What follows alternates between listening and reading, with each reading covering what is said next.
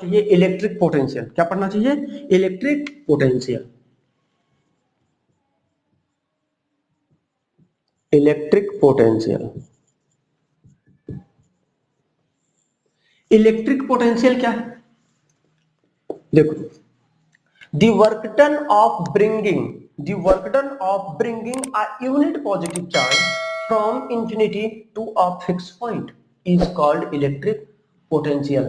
मतलब इनके कहने का है कि कोई पॉइंट ये ए है, इस पॉइंट पर इंफिनिटी से, ये है इंफिनिटी से किसी यूनिट चार्ज को यहां तक लाने में जो काम किया जाएगा that is known as electric potential.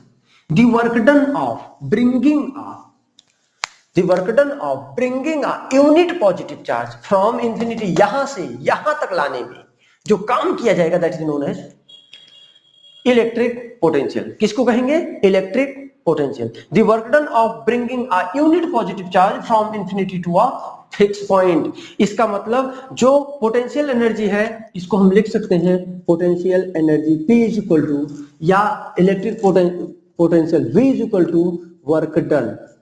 अभी आपने कहा the work done of bringing a unit positive charge from infinity to a fix point. From infinity to a fix point क्या लाने में आपने काम किया है?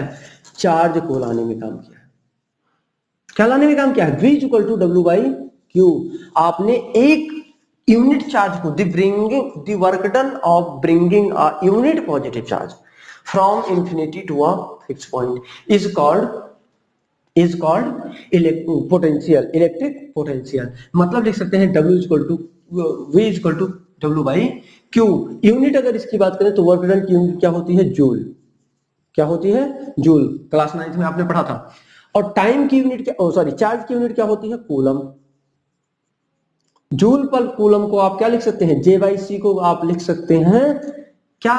वही जो आपको इसका होता है, इसको लिख सकते हैं JC इनवर्स।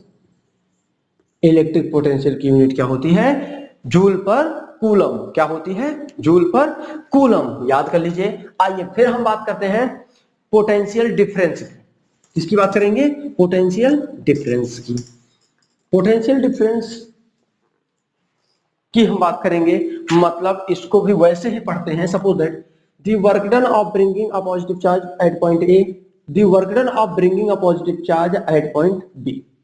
यहां से यहां तक लाने में कुछ काम किया गया ए पर, और एक यूनिट चार्ज यहां तक लाने में कुछ काम किया गया। इन दोनों के बीच में जो डिफरेंस आएगा, सपोज दैट मैं कहता हूं यहां वर्क डन बी ए मिला था और यहां वर्क डन बी बी मिला था।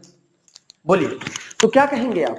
बस कुछ नहीं, बहुत सिंपली कहना शुरू करेंगे आप कहेंगे potential difference delta V is equal to work done of V minus work done of A, या potential difference of V minus work done of A.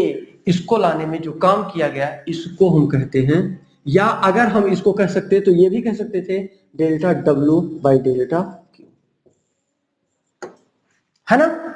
इसको ये कह सकते थे। इसी को जब हम लिखेंगे तो ये क्या मिलता है? ये V मिल जाता है ना। तो आपने कहा delta V equal to minus V, इसको हम कहते हैं पोटेंशियल डिफरेंस PD। क्या कहते हैं? Potential difference PD। ठीक है ना?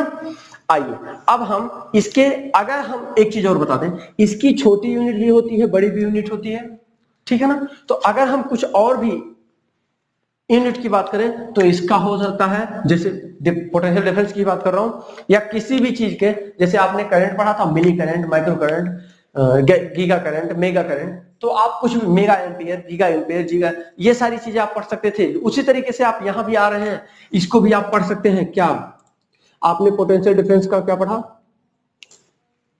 जूल पर कूलम। इसी को जूल पर कूलम को ही, हाँ, जूल पर कूलम को एक चीज हमने नहीं बताया, इसी को हम वोल्ट कहते हैं। क्या कहते हैं? वोल्ट। इसकी स्मॉलर यूनिट हो सकती है milli volt,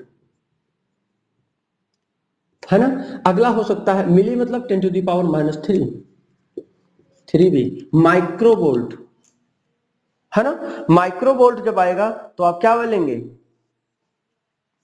10 to the power 3 volt. Mega volt 10 to the power 6 volt. Giga volt, है ना? जैसे गीगा भी वोल्ट लिख सकते हैं या मेगा वोल्ट लिख सकते हैं। माइक्रो नहीं मिली, अरे भाई ये गलत हो गया, मेगा इसको कहिए, एमबी कहिए मेगा, और इसको -3 में ही रखिए, माइक्रोवोल्ट कह दीजिए आप, माइक्रोवोल्ट, ठीक है ना। और आप इसको कह सकते हैं मेगा वोल्ट 10⁶, ठीक है ना। इसी तरीके से आप इसको इसके बड़ी यूनिट्स को भी लिख सकते हैं, ठीक है ना। आइए अब हम बात करते हैं अगले पॉइंट की। ये सब खत्म हो गया, इसका मतलब हमारा अगला पॉइंट आएगा ओम्स लॉ, ठीक है ना। ओम्स लॉ की बात करेंगे।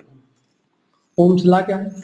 ओम ने करंट और पोटेंशियल मतलब I और V में एक रिलेशन दिया था, उसी को हम बोलते हैं ओम्स लॉ। क्या बोलते हैं? उन्होंने कहा V is directly proportional to I। इन्होंने कहा कि पोटेंशियल डिफरेंस क्या होता है? डायरेक्टली प्रोपोर्शनल होता है किसके? करंट की। इन्होंने कहा पोटेंशियल डिफरेंस क्या होता है? डायरेक्टली प्रोपोर्शनल होता है किसके? करंट के। देखिए इन्होंने कहा V is directly proportional to I। जब भी आप प्रोपोर्शनल का साइन हटाते हैं तो कोई एक कांस्टेंट रखते हैं, V is equal to R I. ये R क्या है? Proportional constant. क्या है? Proportional constant. यह है प्रोपोर्शनल कांस्टेंट। इसी प्रोपोर्शनल कांस्टेंट को हम रेजिस्टेंस कहते हैं। इसी प्रोपोर्शनल कांस्टेंट को हम रेजिस्टेंस कहते हैं। इसका मतलब अगर आप देखें तो V is equal to R I लिख सकते हैं। अगर आप चाहें तो इससे और भी R का इक्वेशन I का इक्वेशन भी निकाल सकते हैं। Suppose that R equal to निकालना हो तो V बाय क्या कहेंगे? I, एक दूसरा इक्वेशन मिल जाएगा। इसी से अगर I का इक्वेशन चाहिए तो V बाय R लिख सकते हैं। मतलब अगर रेजिस्टेंस दिया हो, करंट दिया हो या वोल्टेज दिया हो, इन तीनों में से कोई दो क्वांटिटी दी हो तो हम तीसरी क्वांटिटी को फाइंड कर सकते हैं, तीसरी की वैल्यू हम फाइंड कर सकते हैं। इन्होंने कहा था कि जो चेंज आता है, जो मिलता है इसको, वो इन्होंने, अच्छा एक चीज देखिए, इनका जो इक्वेशन है, ये इक्वेशन एक ग्राफ से इन्होंने निकाला है। देखो एक पोटेंशियल और करंट का ग्राफ है, ये है कोई ग्राफ, ठीक है ना। ऊपर आप ले लीजिए करंट, करंट मतलब I, और इधर पोटेंशियल ले लीजिए V। इन्होंने कहा डायरेक्टली प्रोपोर्शनल का मतलब एक स्ट्रेट लाइन का ग्राफ मिलेगा। अब देखिए कोई पॉइंट हम ले लेते हैं, एक पॉइंट ये ले लेते हैं, एक पॉइंट ये ले लेते हैं, दूसरा पॉइंट यहां कहीं ले लेते हैं। बात समझ रहे हैं ना? इसको पॉइंट बोल लीजिए O। O मतलब दोनों चीजें जीरो है, करंट भी वहां जीरो है और पोटेंशियल भी जीरो है। अगर ये दोनों वैल्यू जीरो हो तो ये वोल्टेज है, इस पर पोजीशन बोल देता हूं V1, इसको बोल देता हूं V2, इसको बोल देता हूं I1 और इसको बोल देता हूं I2, ठीक है ना। अब देखिए, अच्छा करंट का जो इस पर्टिकुलर इंटरवल में मैं पूछ रहा हूं, इस जो टाइम में पूछ रहा हूं, अगर मैं देखूं तो इसके लिए एक ऐसा कुछ कर्व हम ड्रॉ कर सकते हैं।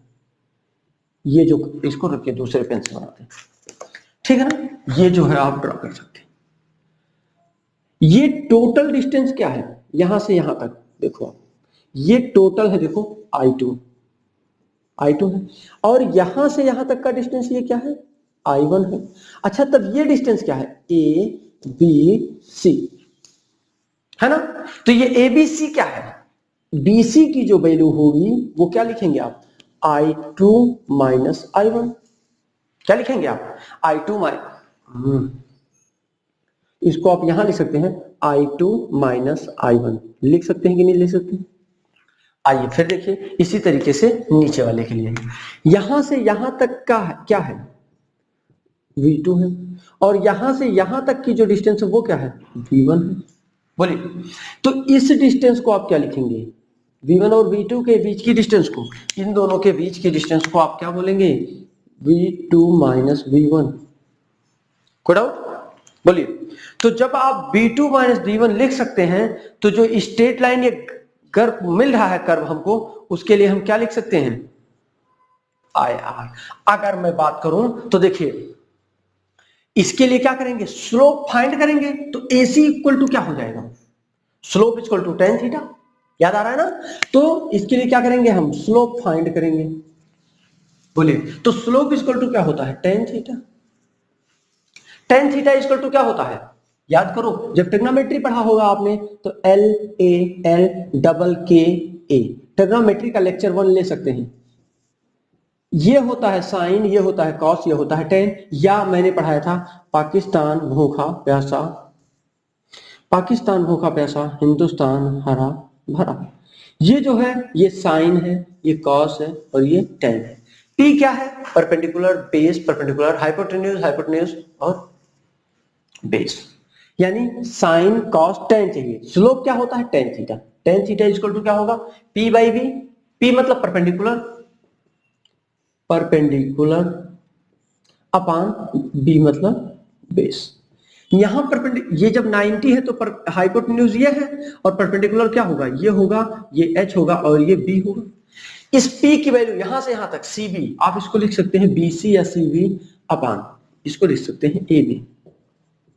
बीसी की वैल्यू अभी आपने कहा ये क्या है? I2 minus I, I2 minus I1 divided by ये क्या है आपका इतना distance? V2 minus V1, V2 minus V1। बोलिए, तो इसको आप I2 minus I1, B2 minus B1, इसका मतलब जो डिफरेंस ये आएगा उसको आप I भी तो लिख सकते हैं, लिख सकते हैं नहीं? कर्व से मैंने समझाया, बात को समझ में आया होगा मैं क्या बोल रहा चाह रहा हूं। इसका मतलब इसको आप लिख सकते हैं I बाय V। बोलिए, ये लिख सकते हैं कि नहीं लिख सकते हैं? इसका मतलब ये जो स्लोप का वो क्या है? I बाय V को क्या कहते हैं? R कहते हैं। ठीक है ना? तो कुछ तो गलत किया गया नहीं, इसको आप ऐसे रखो स्लोप, एक मिनट, इसको आप स्लोप ही रहने दो। अब हमने पढ़ा है ओम्स लॉ का इक्वेशन पढ़ा था, V is equal to I R, तो R इक्वल टू क्या हो जाएगा? V by I, V by I. इसका मतलब ये देखो I बाय V है, इसका मतलब R इक्वल टू क्या होता है? V बाय आई होता है ना। बोलो, तो ये दोनों इक्वेशन से क्या हुआ कि जो R होता है, जो स्लोप है वो क्या है? रेसिप्रोकल। अगर इसका रेसिप्रोकल कर दे तो ये क्या मिल जाएगा? ये मिल जाएगा। या फिर इसको हम लिख सकते हैं R इक्वल टू लिख सकते हैं reciprocal of this 1 upon slope. बोलो आप, तो 1 अपॉन स्लोप, स्लोप की वैल्यू उठा के रखो, देखो क्या आएगा? 1 अपॉन स्लोप, स्लोप की वैल्यू ये आएगा क्या? स्लोप है I बाय V, जिसको सॉल्व करेंगे तो क्या आएगा? 1 इंटू V बाय आई। इसका मतलब V by I is equal to R। आया कि नहीं आया? बात समझ रहे हैं ना? तो इस तरीके से हम इसको कर सकते हैं। मतलब मैं कह सकता हूं कि जो स्लोप होता है that is the reciprocal of the resistance. Slope is the reciprocal of the resistance. ये हो गया आपका। इसमें से भी कुछ क्वेश्चंस, ओम्स लॉ का एक्सपेरिमेंट आपने लैब में पढ़ा होगा, देखा होगा, समझा होगा। ठीक है ना? दूसरी चीज, कुछ अगला पॉइंट जो हमारा आता है, कुछ इलेक्ट्रिक सिंबल्स हैं। एक्चुअली इलेक्ट्रिक सिंबल हमको पहले पढ़ना चाहिए था लेकिन मैंने केयर नहीं किया। चलिए अब हम बता देते हैं। कुछ इलेक्ट्रिक सिंबल हैं, जैसे कुछ चीजें जो हमको याद है, कुछ चीजें वो हम तुरंत बना देते हैं। देखिए, आपको मैंने कहा था ये क्या है? सेल है। अगर इसी कई चीजों को, कई टर्मिनल्स को जोड़ दो आप, और सुनो, ये जो बड़ा वाला होता है वो पॉजिटिव, जो छोटा वाला होता है वो नेगेटिव।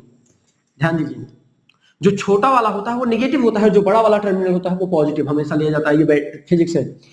इसके कई सारे बैटरीज को जो सेल को जोड़ दो आप, तो ये क्या हो जाएगा? बैटरी।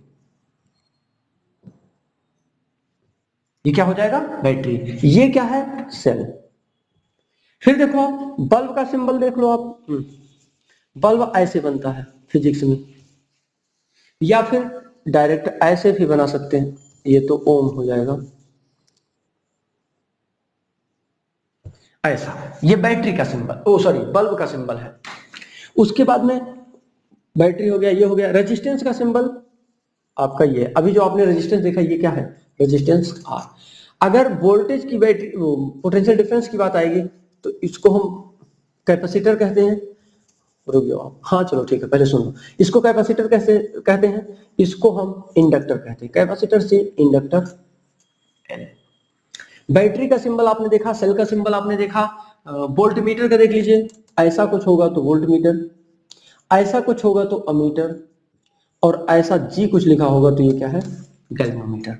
ये सब फिजिक्स के कुछ सिंबल हैं। हाँ, और देख लो आप, वायर वगैरह नहीं बताया, इसको बोलते हैं वायर, स्ट्रेट वायर। इसको बोलते हैं भी वायर, इसको बोलते हैं क्रॉस वायर। क्रॉस कर रहा है, इसको बोलते हैं जॉइंट। वायर का जॉइंट कनेक्शन हो रहा है तो जॉइंट। उसके बाद में हो गया, हाँ बैटरी हो गया, सेल हो गया, कैपेसिटर, इंडक्टर, रेजिस्टेंस, स्विच वगैरह नहीं बताया ना। चलो आओ स्विच की बात कर लेते हैं। अगर ऐसा है तो इसको क्लोज स्विच कहते हैं, और अगर सिर्फ ऐसा बना हुआ है तो उसको बोलते हैं स्विच। मतलब ये जॉइंट होना चाहिए, ये स्विच है, ठीक है ना। अगर यहाँ बिंदी रख देंगे हम तो क्या हो जाएगा, क्लोज हो जाएगा। स्विच का यही नहीं, ये भी सिंबल है, ये ओपन स्विच है, ये ओपन स्विच है। और अगर इसी को हम कनेक्ट कर देंगे तो ये क्या हो जाएगा, क्लोज स्विच हो जाएगा। ये आपका क्लोज स्विच है। इसी तरीके से बहुत सारे सिंबल्स हैं, वो सब मैं कितना पढ़ाऊंगा आपको, तो ये सारी चीजें जो हमने इंपॉर्टेंट समझा वो हमने आपको बता दिया, ठीक है ना। इस तरीके से ये सारे सिंबल भी आपके माइंड में होने चाहिए। आइए देखिए, अब हमारा अगला पॉइंट है रेजिस्टेंस के कुछ फैक्टर्स की बात करेंगे, कब होगा, क्या होगा, कैसा होगा, है ना। वीडियो बहुत बड़ा तो नहीं हो रहा है, चलिए बड़ा तो हो ही रहा है, 36 हो गया। चलिए 2 मिनट हम और बोलेंगे, उसके बाद में हम रेजिस्टेंस का बोल दे रहे हैं, मैंने बोल दिया तो फैक्टर बोल दे रहे हैं, लेकिन इसकी अच्छे से एक्सप्लेनेशन हम नेक्स्ट वीडियो में करेंगे। रेजिस्टेंस क्या होता है, जो कंडक्टिंग वायर होता है उस पर डिपेंड करता है। वो क्या है, resistance is directly proportional to length of the conducting wire, resistance is inversely proportional to area of the conducting wire.